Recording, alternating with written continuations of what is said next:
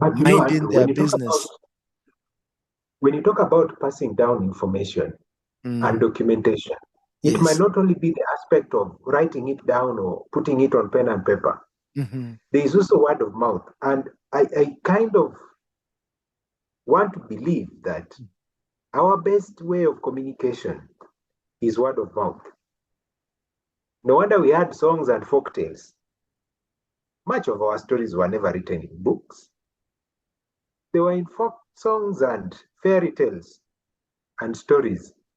So, at what stage do we indulge the people who are supposed to take over the business? Sometimes we look at it as an event, and it's supposed to be a process. Mm.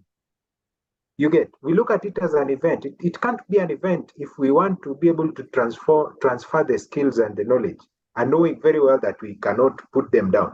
Other than putting them down, there's also a task of reading that particular content. And then you are now reading it in a foreign language, but you could be able to pass it in real language. We've, we, we've seen the Asian community trying to be able to do this much better, but you'll get to realize something with them. They transfer knowledge through word of mouth. They have this kid or their children in the shop. They do it as a process.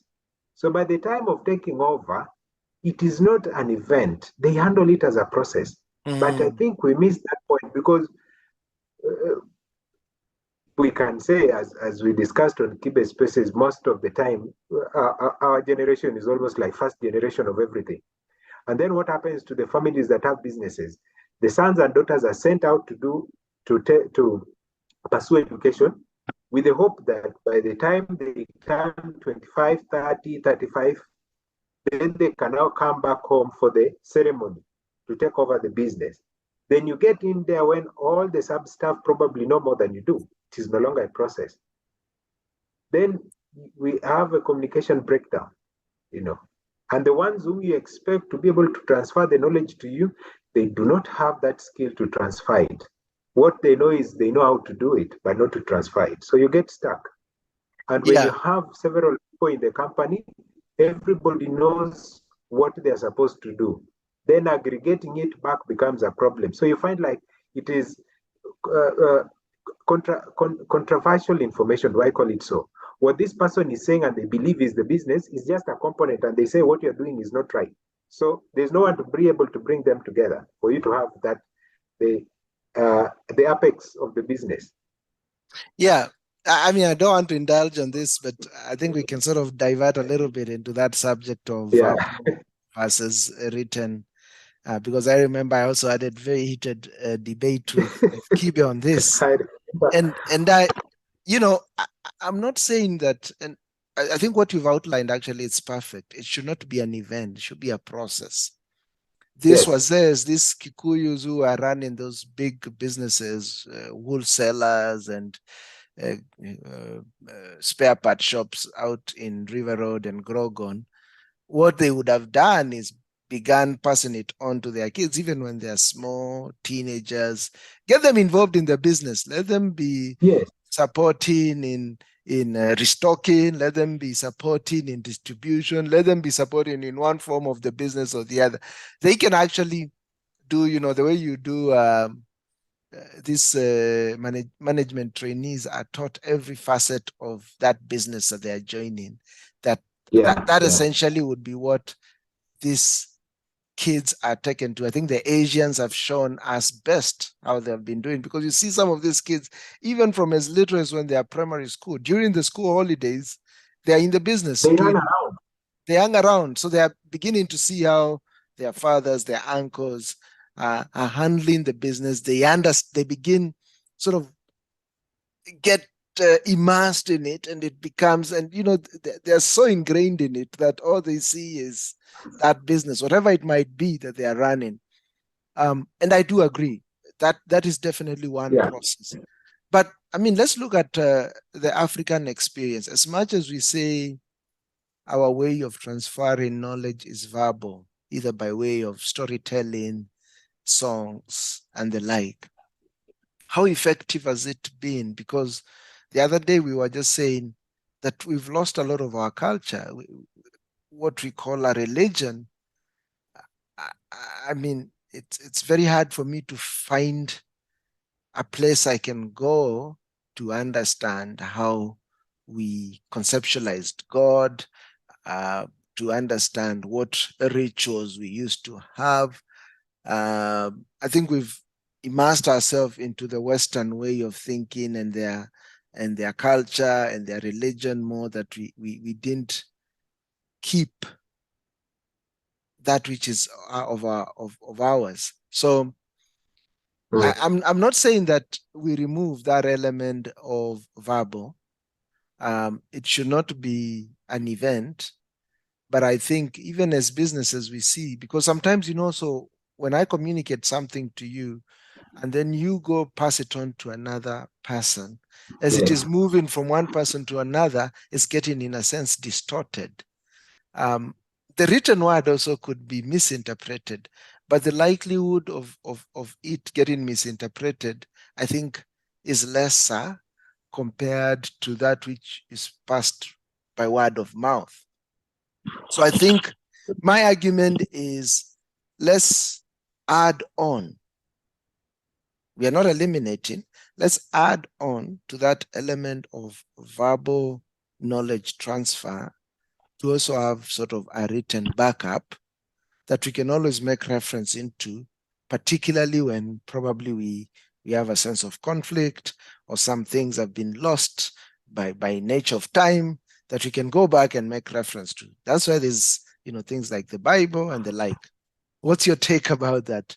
And I think this, for me, my argument is, if we were more diligent in keeping a written record, then we could easily use that to continue propagating and promoting and continuing on with our culture and every facet of our identity, be it our religion, our concept of God, etc., etc.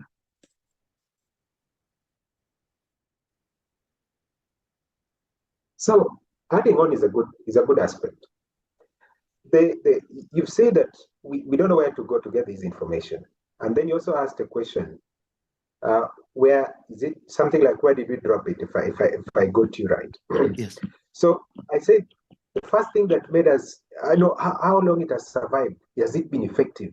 That I would say yes, because it is the thing that promoted our existence and survival to the time modernity came in.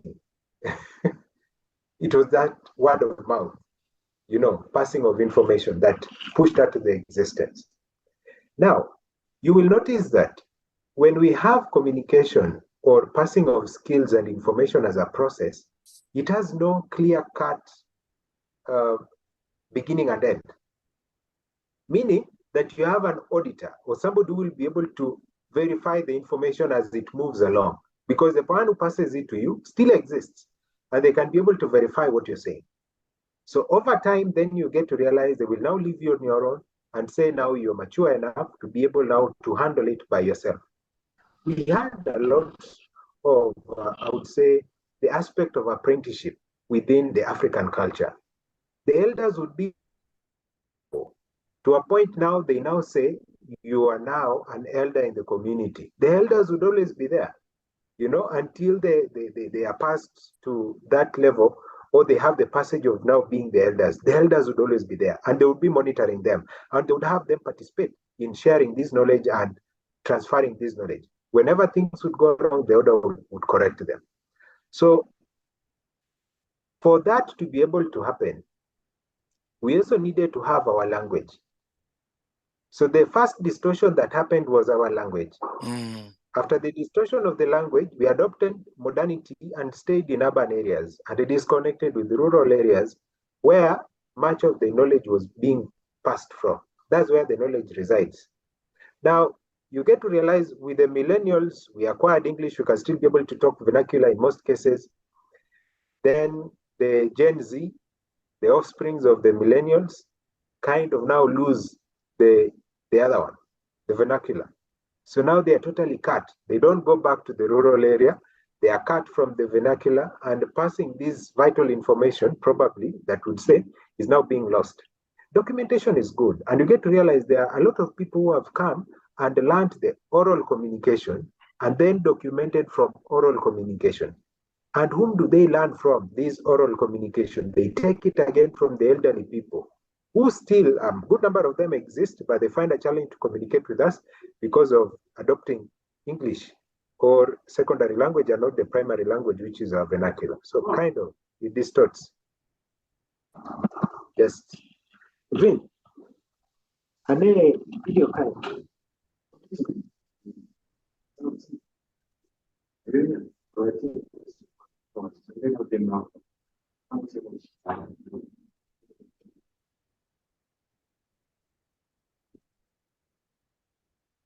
So that's the thing that we kind of have a challenge with in terms of passing information and the communication aspect. No, I agree. I think that part of our language, losing our language, I think was a very key element of beginning stripping us of our identity. And I guess, Yes. as you say, we could take a step back and possibly attribute this as one of the contributing factors. Yes. Because actually I've seen where you have these elderly parents or the grandparents who cannot be able to communicate with their grandchildren. Oh, yes. Because either the grandchildren speak Swahili or they do English. Now, even when you want to tell them a life-changing story, or you want to tell them a story that has a lesson on character or mannerism, they can't do it. So they are left at, Baba, how are you? You know, umekula, that's all they can be able to say, but then they cannot be able to pass on these other things. And our stories that would create the mannerism, the discipline, the courtesy, most of them were in the stories. And they were in stories in vernacular, not even written. And we've so willingly let go of our own languages, willingly. People actually now don't even see any value whatsoever. And I'm like, yeah. As you say, that aspect of grandparents and grandkids communicating in a very authentic manner is not there. Because you take these kids to Shago, to the village, and you can see their communication with their grandparents is so very basic. Just imagine if they were to sit down, engage in Luo or in Kikamba, there are some jokes you can't just get. And you can see even if the grandparents are sort of exactly, because you cannot be able to translate them. And English somehow English is also not rich enough to communicate some of the intricate, you call them intricate messages that you'd want to pass in an African way. It is not rich enough to do that. It is kind of limited with some vocabulary. It's sad. It's sad. I mean, I've seen my own relatives, and you can see somebody proudly saying, no, I want my kid to go mainstream as soon as possible. So, because you see, sometimes there can be sort of a conflict within the parents. One is trying to promote them learning their mother tongue, and another one is saying, no, you don't have to struggle with that. Let the kid go mainstream. Mainstream is him learning English. So even Swahili is actually becoming a struggle at very best. It's so sad, because it's like we are saying, one, these kids don't have a capacity to learn more than one language. I mean, you and I, we are comfortable, I'm sure, when you go back home to engage with your people in the Luo. I'm comfortable speaking in Kikamba.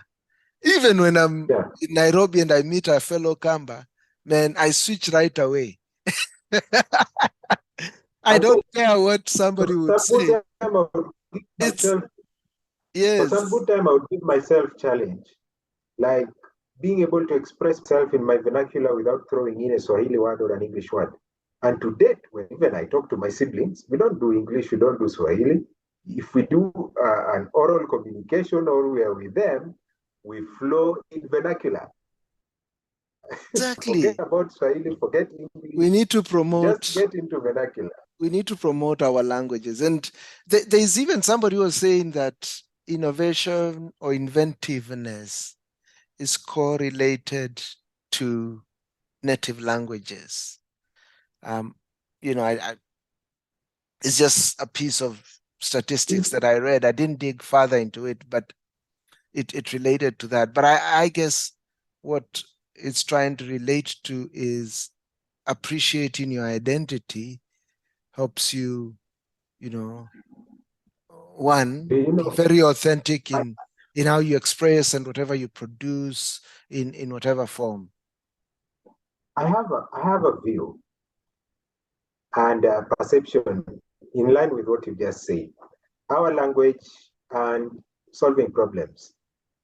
My thinking is that we live in the modern world to a point that the problems we see are the problems of modernity, which in most cases have been solved by the people who show us the modernity.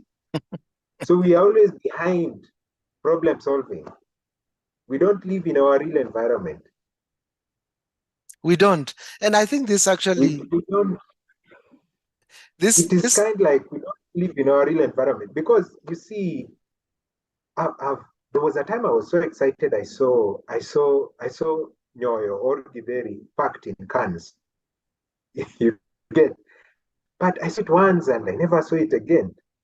Then here in Uganda, I've been able to see people pack porridge. When I came to UG, I found it hard to understand how people would consume cold porridge. But with mm, time, I got to love it. And there was a guy who was mm, able to go around it and he canned it in aluminum cans, you know. And there was a point it hit so much that it was out of market that they had to be able to scale up their production for them to produce. And now other companies are already in doing the same, packing porridge, millet porridge, Andrew, millet porridge. So you see, because of people moving from the rural areas, yet the things that we survived on are in the rural areas, we would probably see more people trying to create an art of moving it from the rural area to the urban area with the same flavor and taste. Now, probably packed in an easy to carry way. You know, I've seen a few people trying to do steamed vegetable that are dried that you can rehydrate and consume, but it is not very common. Though there are few people who are doing such. There are those who have been able to ferment millet flour and repack it. The real fermentation, the traditional way of fermentation, then they repack it. But to some circles, I think either the scaling is not so good to be out there, large scale commercial or something.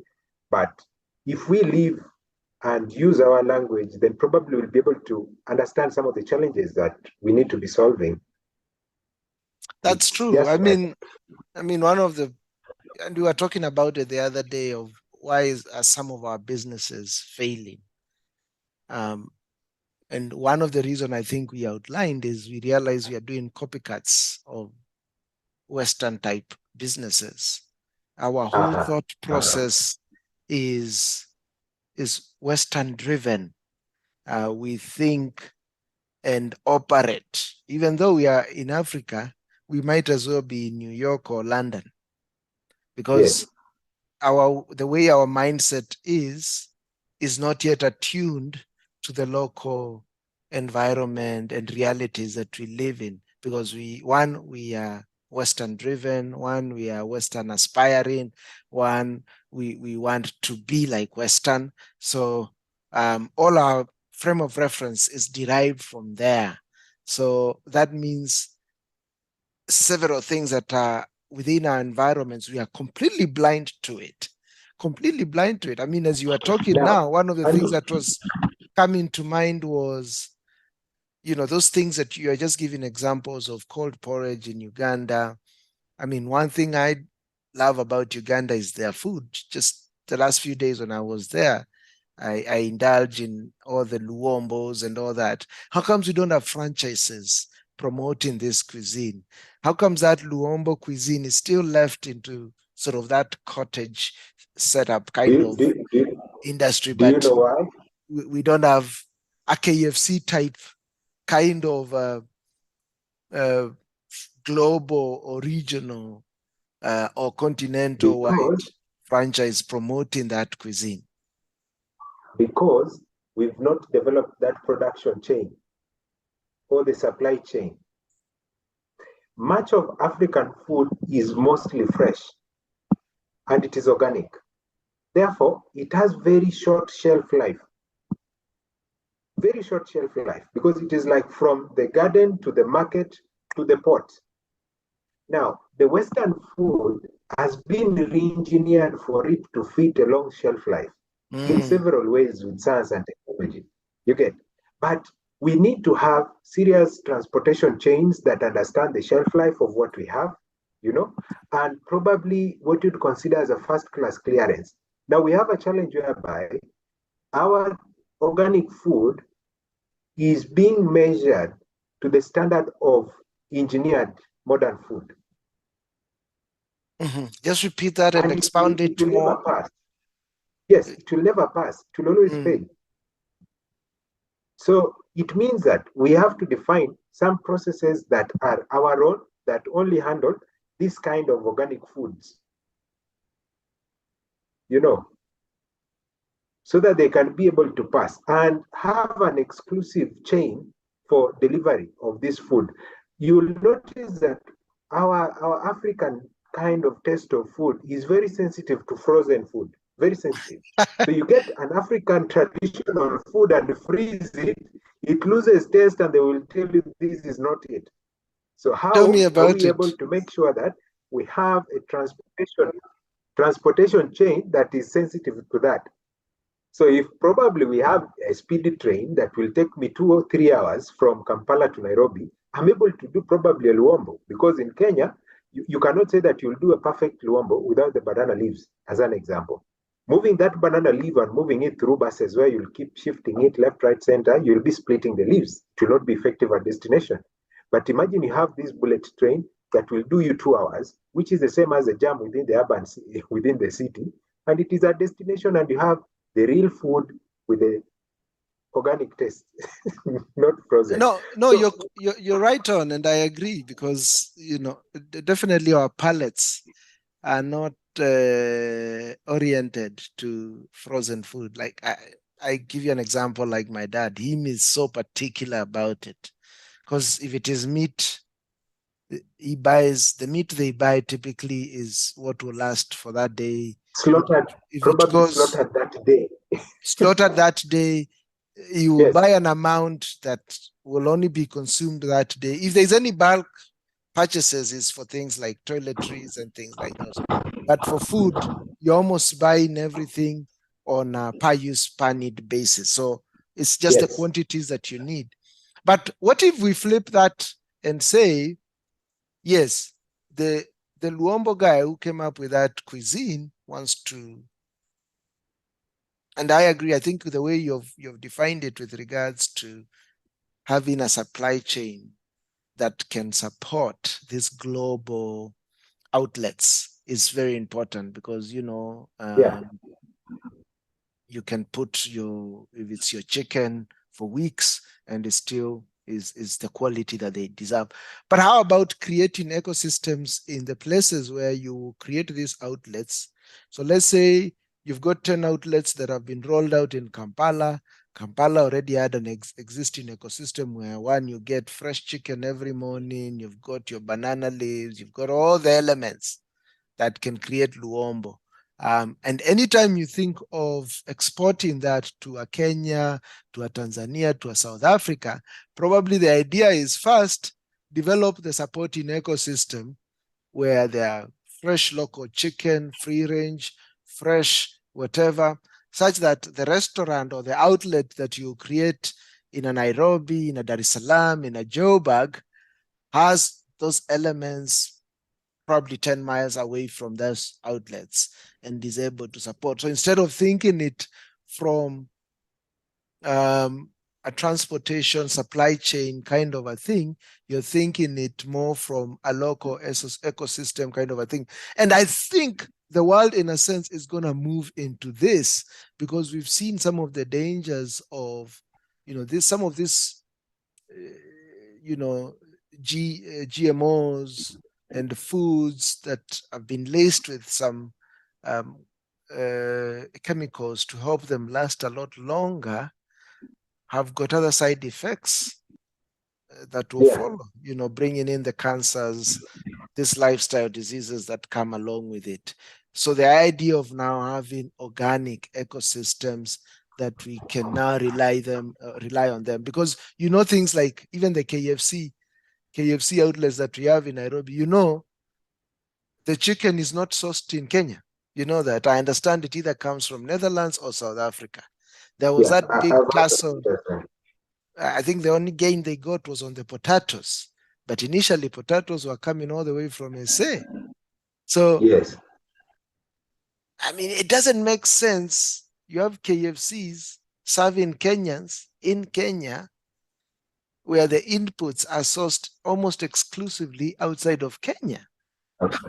Yeah. So That doesn't make sense. So no, if you were to have a thriving business, you need to have the suppliers being one locally sourced, and even the taste will be and different. the other things that also have to come along, if we have to scale. If we have to scale, then science has to come in. Some bit of technology or repetitiveness has to come in. We now have to have schools that will now give us processes that can be repeated without the person who has the skill. Now, if you notice, from what I've seen, most culinary schools train modern food. They don't train the traditional food. Then now that's why the blending comes in. Being able to document now comes in. Having these recipes in a way that can be repeated, and having institutions that can be able to churn out people who do this now, traditional tastes of foods, in a way to increase the skill and knowledge of being able to pass it on, so that you don't have to say that somebody from this particular area is the only one who can be able to cook it. Why? Because they have that skill in their mind. So they should be able to put down the process. So there are a number of things that will have to come in. The timing, the measures have to come in. Otherwise, we'll do what the grandmothers would do. Look at the population in the house and just do the salt by the hand or the sugar. Yeah, they used to airball it, and it used to be precise. And that's exactly, it's going back to just what we were talking about, that aspect of verbal transfer of knowledge. But then also what you also bring in with regards to schools is we've not been able to R&D some of our culinaries. The luombos that we have are probably the luombos that we used to have the past 100 years or so. Maybe there are other variations of luombos that we could have, or luombos could be mixed up and remixed with some other elements of maybe the Luos in how they do their food. So again, it is going back to how we've lost our identities. Our culinary schools basically should be talking about our local cuisines instead of teaching somebody how to be a good French bakery and an Italian sous chef. I don't know what they call them. No, in fact, all of them should coexist. They should coexist, but we also need to give time to ours and make sure that it has an identity. Exactly. We have Call to make it sure a that name. It has an identity. Give it a name, R&D on it, because the reason why you have Italian restaurants, French restaurants, American cuisine is because they are continually R&D on these cuisines. That is what is taught in the schools. That is what is improved in those schools. And then also school and industry work together, where the real marketplace is feeding into the schools and what it needs to work on. All those elements that